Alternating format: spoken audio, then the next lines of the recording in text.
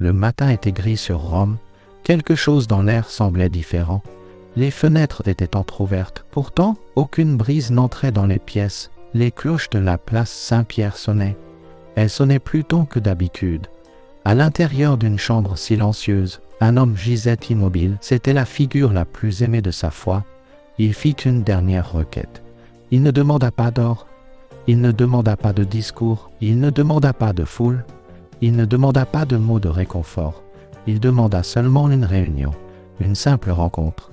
Il voulait voir un être qui ne parlait pas, un ami à quatre pattes, un ami qu'il avait toujours compris en silence. À cet instant précis, à quelques secondes de l'adieu final, quelque chose se produisit. C'était quelque chose qui toucherait les cœurs de ceux qui le virent. C'est une histoire que vous êtes sur le point de connaître. Ce matin-là à Rome, le ciel était terne. Les nuages ne promettaient pas d'orage. Mais tout le monde au Vatican le savait. Quelque chose de profond allait se produire. Il n'y avait pas de chaos, pas de course effrénée. Seulement le son des cloches. Elles résonnaient un peu plus lentement maintenant, comme si elles demandaient le silence. À l'intérieur de l'une des chambres les mieux gardées, il reposait. L'homme qui guidait des millions de personnes par sa voix préférait désormais le silence. Il gisait sous des draps légers. Ses mains étaient jointes. Le Saint-Père ne parlait plus beaucoup. Ses yeux restaient fermés. Non par absence, mais par contemplation.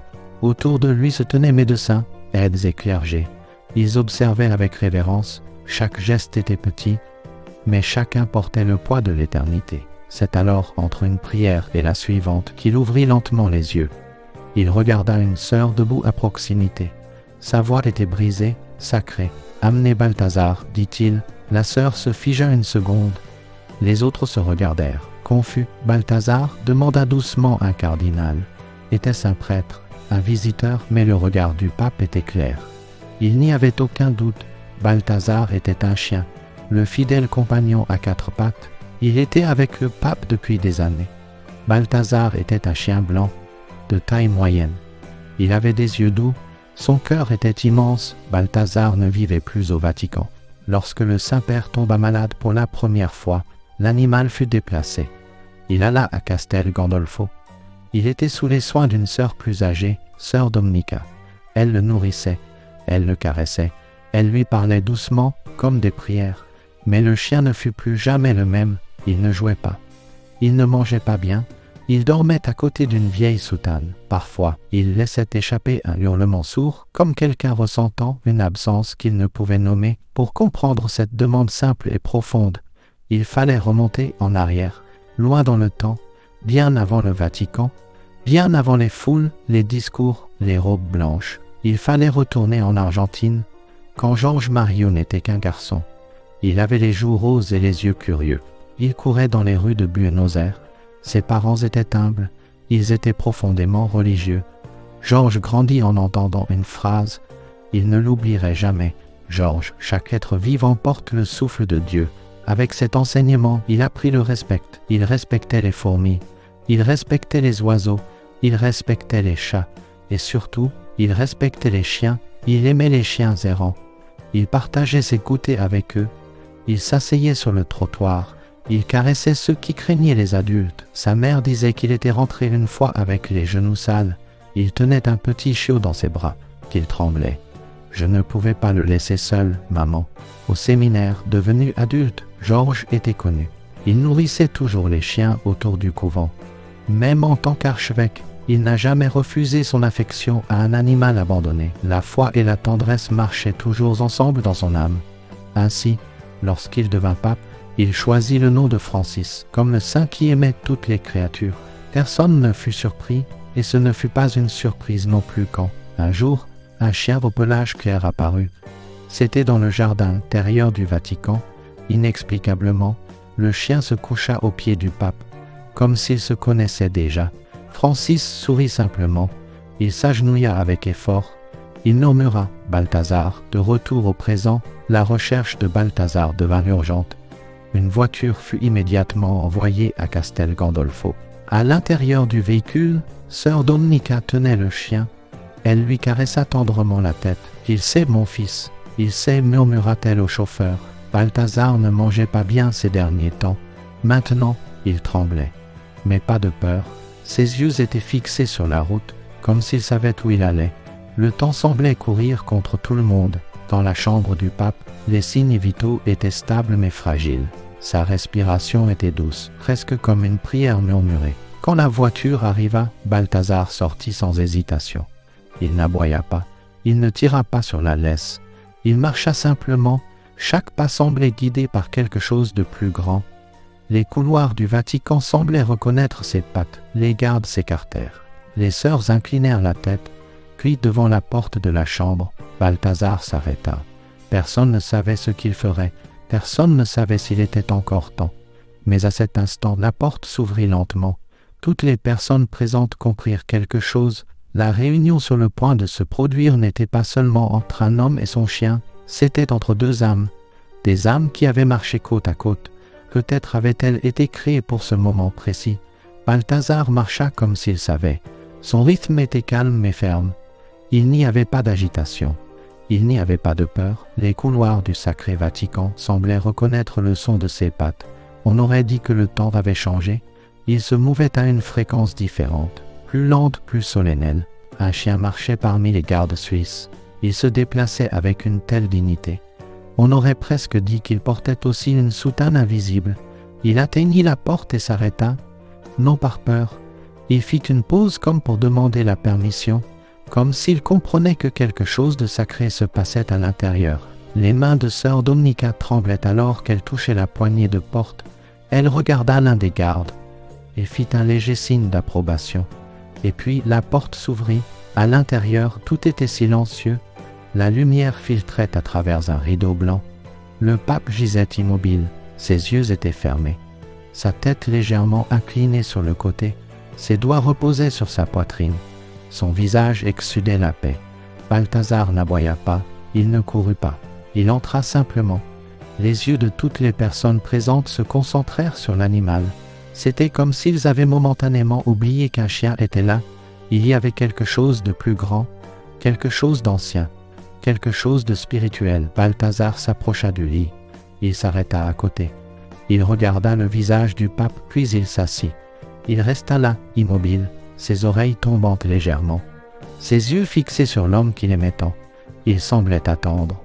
Attendre un signe, un mot, un soupir. Mais rien ne se passa. Une infirmière essuya discrètement une larme au coin de son œil. L'un des cardinaux recula doucement. Il ne pouvait contenir son émotion. Tout était si simple, pourtant en même temps si profond. Les minutes passèrent. Balthazar ne bougea pas. Il était comme une sentinelle, un gardien de l'amour. Lentement, le pape bougea ses doigts, un geste presque imperceptible, comme quelqu'un essayant d'atteindre quelque chose juste hors de portée. Mais il n'ouvrit pas les yeux. Balthazar le remarqua. Il se pencha en avant. Il s'allongea à côté du lit. Il posa son museau sur le drap, très près de la main du pape. Il n'y avait toujours pas de contact. Mais le geste suffisait. On aurait dit que, dans le monde invisible des sentiments purs, une étreinte avait eu lieu. Sœur Dominica se retira. Elle savait que ce n'était pas un moment à observer. Il devait être ressenti à distance. Dehors, le soleil commençait à se coucher derrière le dôme de la basilique. Le ciel devint orange et doré. Rome, indifférente à ce moment intime, continuait son rythme effréné. Mais à l'intérieur de cette chambre, le temps s'était arrêté. Balthazar ferma les yeux. Le pape respirait faiblement, presque imperceptiblement. Aucun son, aucun mot, seulement le son du temps qui respirait. Puis, quelque chose de presque invisible se produisit. Le pape ouvrit les yeux un bref instant. Il ne dit rien, mais ses lèvres bougèrent. Personne là ne sut avec certitude ce qu'il murmura. Balthazar leva la tête, il regarda le visage du pape, il inclina légèrement son corps, il s'approcha prudemment, comme si la fragilité du moment pouvait se briser au moindre mouvement brusque. Mais il n'y eut pas de baiser, pas encore de contact, seulement la proximité, la présence, le respect absolu. Dans la pièce attenante, le secrétaire personnel du pape recevait des messages. Ils venaient du monde entier, ambassades, chefs religieux, politiciens, fidèles, tous demandant des nouvelles de la santé du pontife. Mais personne ne savait ce qui se passait à cet instant précis. Un chien, une chambre, un homme suspendu entre terre et ciel. Pendant ce temps, un souvenir persistant revenait à l'esprit de Balthazar. Si les chiens se souviennent vraiment comme nous, peut-être se souviennent-ils avec leur corps, avec l'odorat, avec leur âme. Il se souvenait des pas rapides de Francis dans le jardin, la voix basse, pleine de pause, les mains calleuses qui savaient bénir et caresser avec la même tendresse. Il se souvenait des après-midi assis ensemble, à l'ombre d'un olivier. Le pape le regardait simplement, comme quelqu'un remerciant Dieu de voir la beauté de la simplicité, et maintenant il était là, inébranlable, loyal, présent. Le temps passa. Les lumières de la chambre furent tamisées. Balthazar ne bougea pas pendant des heures. Il resta là, une sentinelle à quatre pattes, un ange à fourrure blanche. Et ainsi, cette nuit-là, les gens commencèrent à réaliser. Quelque chose se passait. Le pape ne répondait plus aux appels, son âme se retirait lentement. Dans la cour du Vatican, les pas résonnaient dans le vide. Une légère brise fit carillonner les cloches haut dans la tour. Certains fidèles, sans savoir exactement pourquoi, commencèrent à allumer des bougies. Ils les placèrent devant l'image de saint François. Un calme solennel emplit l'air. À l'intérieur de la chambre, Balthazar s'allongea finalement à côté du lit. Il n'y avait toujours pas d'adieu. Mais le silence s'alourdissait de sens. La nuit tomba complètement. Francis gisait immobile. Balthazar restait éveillé. Le monde semblait suspendu. Le Vatican ne dormit pas cette nuit-là. Les lumières restèrent allumées, douces comme des bougies invisibles dispersées dans les couloirs. Les pas étaient prudents, les chuchotements contenus, les prières étaient faites les yeux fermés et le cœur ouvert. C'était comme si tout le monde savait, sans besoin de mots, qu'une ère se fermait. Dans la chambre du pape, l'atmosphère était révérencieuse. Balthazar ne quitta pas le chevet.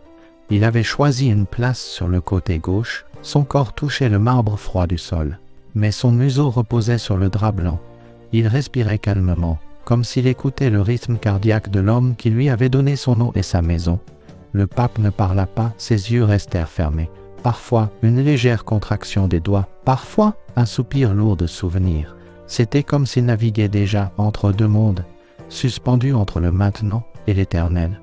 Il n'était plus seulement un homme, il était une présence, une histoire vivante atteignant son point final, avant de devenir mémoire éternelle. Quelques heures plus tôt, une lettre était arrivée au Vatican. Elle venait de la communauté franciscaine d'Assise, un court message, écrit à la main. « Si Francis part cette nuit, nous savons qu'il sera parmi les oiseaux, les chiens, les arbres et tous ceux qu'il a su aimer avec des yeux tendres. On se souviendra de lui comme de celui qui non seulement parlait de Dieu, mais le voyait en chaque créature. » La lettre fut lue doucement par un aide. Étrangement, Balthazar leva la tête à la fin de la lecture. Il resta immobile, comme s'il comprenait, comme s'il avait attendu ces mots. Dans la pièce voisine, deux religieuses préparaient un bouquet. Des branches d'olivier et des fleurs blanches. Le choix n'était pas esthétique, il était symbolique. Le rameau d'olivier représentait la paix. Il représentait aussi la promesse de vie après le déluge. La foi qu'un nouveau départ viendrait toujours. Mais pour le chien, il n'y avait pas de symbole, seulement l'absence de son, et la présence de quelque chose d'invisible, quelque chose qu'il semblait ressentir avec chaque poil de son corps. Dehors, le ciel nocturne commençait à s'éclaircir de tons bleutés. C'était encore l'aube, mais les premiers rayons timides du lever du soleil repoussaient doucement l'obscurité. Le monde semblait se préparer, modestement, à ce qui allait venir. Balthazar resta allongé. Une fois, il se leva lentement. Il marcha autour du lit. Il renifla l'oreiller du pape, puis il retourna à sa place. Pas de bruit, pas d'aboiement. Il était le gardien. Pendant ce temps, à Buenos Aires, là où tout avait commencé, une femme âgée alluma une bougie. Elle la plaça devant une image de saint François. Elle ne savait pas exactement pourquoi, mais elle sentit quelque chose dans sa poitrine. « Il s'en va », dit-elle simplement. Une larme coula lentement. Quelqu'un entra dans la pièce. C'était un jeune prêtre, nouvellement arrivé d'Amérique latine. Il avait rencontré personnellement le pape quelques mois plus tôt. Il s'approcha lentement. Il s'agenouilla dans un coin de la pièce. Il pria en silence. Balthazar tourna la tête vers lui. Il l'observa pendant de longues secondes. Puis il retourna ses yeux vers le lit. Le prêtre écrirait plus tard « Je n'ai jamais vu un chien regarder avec une telle profondeur. » C'était comme s'il savait déjà ce que personne ne pouvait dire, et pourtant, il restait là, silencieux, attendant. L'aube progressait, Dehors, quelques fidèles commencèrent à se rassembler en prière.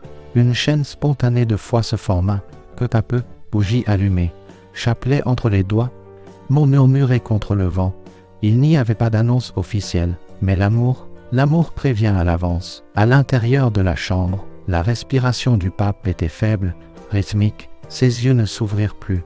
Mais il semblait toujours écouter. Il semblait présent bien que distant. Balthazar se leva de nouveau. Il fit 2 pas en avant. Il posa son museau sur la main droite du pape. La main reposait sur sa poitrine. Il resta là, immobile. Le temps semblait figé. À ce geste, l'un des aides porta une main à sa bouche, étouffant un sanglot. Mais personne n'osa bouger. À cet instant, le silence parla plus que n'importe quelle prière. C'était un silence plat, lourd de larmes qui ne coulaient pas mais brûlaient dans la poitrine.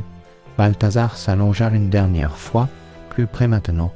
Son corps pressé contre le drap, il ferma les yeux. Il ne bougea plus. Dehors, les premiers rayons de soleil touchèrent le sommet du dôme de la basilique Saint-Pierre. Le ciel était clair, la brise était douce. Rome semblait s'être arrêtée quelques instants, ignorant que dans cette seconde précise, quelque chose de sacré était sur le point de se produire. Le soleil était déjà levé quand les cloches commencèrent à sonner. Ce n'était pas une alarme, ni un appel pressé. C'était un carillon serein et continu. Il sonnait comme une prière faite de bronze. Les cloches de la basilique Saint-Pierre annonçaient que le temps avait changé. La chambre du pape était calme. Une lumière douce entrait par les rideaux ouverts. Elle illuminait le drap blanc et le visage serein de Francis. Il était parti. Il était parti en paix. Il n'y eut pas de lutte, pas de dernier souffle dramatique, juste un léger relâchement des doigts, un profond silence et la certitude que, à cet instant, une âme était rentrée chez elle. Mais il ne partit pas seul. Balthazar était là, allongé à côté du lit, son museau touchant toujours le tissu. Ce n'est que lorsque les cloches commencèrent à sonner qu'il se leva. Personne ne l'appela, personne ne lui apprit quoi faire, mais le chien fit 2 pas vers le centre de la pièce. Il regarda autour de lui, puis il s'allongea, son corps tourné vers la fenêtre, comme s'il montait la garde, comme s'il disait au monde « Je reste ici jusqu'à ce qu'il soit en paix ». Peu après, le corps du pape fut préparé, vêtu simplement comme il l'avait toujours souhaité. Dans sa main, un petit chapelet en bois, un cadeau d'un enfant africain lors d'une des audiences du Vatican. Pendant ce temps, Balthazar fut emmené dans un jardin intérieur. Il n'était pas agité. Il ne pleura pas. Il s'assit simplement, regardant le ciel. Sa poitrine se soulevait et s'abaissait lentement. Quand quelqu'un essaya de l'appeler, il regarda simplement, puis tourna de nouveau les yeux vers le haut. Le monde sut alors, la nouvelle se répandit comme le vent. Le pape Francis est décédé ce matin, rapporta le Vatican. Des foules commencèrent à se former. Les gens pleuraient. Ils priaient, ils chantaient. Certains portaient des fleurs, d'autres n'apportaient que le silence. Mais il y avait une commotion profonde, différente, quelque chose de spirituel, d'inexplicable, comme si le monde avait perdu un père ou un ami. La nouvelle parcourut le globe comme une vague silencieuse de chagrin et de nostalgie. Le pape Francis est décédé ce matin, lisaient les gros titres. Ce n'était pas seulement une nouvelle, c'était un vide. Cette nuit-là, la place Saint-Pierre commença à se remplir. Même sans annonce officielle, des fidèles du monde entier commencèrent à arriver, comme guidés par un appel intérieur que personne ne pouvait expliquer. Des bougies furent allumées, des photos furent déposées, des lettres furent laissées, et parmi toutes les images, une commença à se répéter spontanément, Saint François d'Assise entouré d'animaux. C'était comme si les gens disaient qu'il est parti, mais il nous a laissé l'amour pour toute la création. Les caméras se focalisèrent sur les mains tenant des chapelets, sur les yeux larmoyants, sur les gestes lents et respectueux. Il n'y avait pas de chaos, pas de désespoir. Il y avait le silence, et au milieu de ce silence, Balthazar, le chien fidèle qui passa les dernières heures aux côtés du pape, restait silencieux. Il était dans l'un des jardins intérieurs. Il ne mangeait pas, il ne jouait pas, il regardait simplement le ciel, comme quelqu'un attendant un signe. Certains visiteurs rapportèrent l'avoir vu marcher jusqu'aux grilles de fer du Vatican.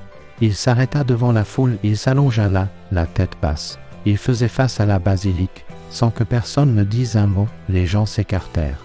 Ils firent de la place. Le monde semblait comprendre. Il n'y avait pas de cercueil, pas d'autel là. mais il y avait un geste d'amour, de respect et de fidélité. À Buenos Aires, dans le quartier où Georges Mario Bergoglio avait grandi, une femme déposa des fleurs sur le trottoir. Là où il jouait enfant, elle murmura qu'il a toujours aimé les chiens. Et maintenant, l'un d'eux est resté pour raconter l'histoire pour nous. Journaux, émissions en direct, médias sociaux. Les images de Balthazar se répandirent. Il devint un symbole de l'amour qui transcende les mots. Balthazar, l'ami qui est resté jusqu'à la fin. Le silence le plus émouvant de l'histoire. Le geste final d'un pape qui croyait en l'amour sans limite. À Manille, Lisbonne, Bogota, Rome, Maputo, Santiago, Québec, les gens allumèrent des bougies avec des photos de Francis et des animaux. D'autres serrèrent leurs propres animaux de compagnie avec une tendresse supplémentaire cette nuit-là. Le monde ne disait pas seulement adieu à un pape. Il disait adieu à une âme qui enseigna, par des gestes et des mots, qu'aimer signifie regarder même les plus petits êtres avec révérence, aux petites heures du matin. Quelque chose de curieux se produisit. Une colombe blanche, apparaissant de nulle part, atterrit sur le rebord de la fenêtre de la chambre où dormait Balthazar. Le chien, qui était allongé, leva lentement la tête. Il regarda l'oiseau, puis il regarda le ciel. Ils restèrent ainsi un moment, immobiles, silencieux. Une religieuse observant de loin murmura « Je crois qu'il a compris.